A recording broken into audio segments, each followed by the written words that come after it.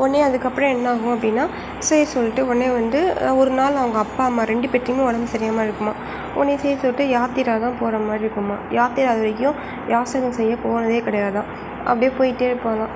போயிட்டே இருக்கும்போது அன்றைக்கின்னு பார்த்து என்ன ஆகும்னா ஒரு அம்மாக்காரி வந்து ரொம்ப எப்படி சொல்கிறது, இந்த பொண்ணு உனக்கு என்ன அறிவே இல்லையா துளி கூட, எப்போ பார்த்தாலும் வந்துடுறீங்க அப்படின்னு சொல்லி ரொம்ப கேவலமாக பேசி, இன்னும் நாங்களே சோறே சாப்பிடல அதுக்குள்ளே நீங்கள் வந்துடுங்க அப்படின்னு சொல்லி பயங்கரமாக திட்டி அதுக்கப்புறமா எடுத்து வந்து கொடுத்துட்டு போகலாம்.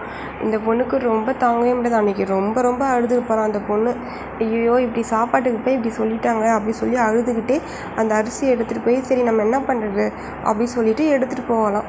அப்போ எடுத்துகிட்டு போகும்போது அந்த கீழே தடுக்கட்டு விழுந்துருவாளாம். அவள் வச்சின தட்டில் கொஞ்சம் அப்படி ஹோல் மாதிரி ஆகி ஓட்டை மாதிரி ஆகி அதுலேருந்து கொஞ்சம் அரிசி கீழே வர கொட்டிடும். அப்படியே எடுத்துகிட்டு போயிடுவாளாம். போனதும் உடனே என்ன ஆகும்னா அங்கே கீழே வந்து ஒரு அணில் வந்து சாப்பிட்ருமா அந்த அரிசி பருக்கையை.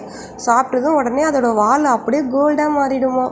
உடனே ஹாப்பியாக இருக்குமா அது.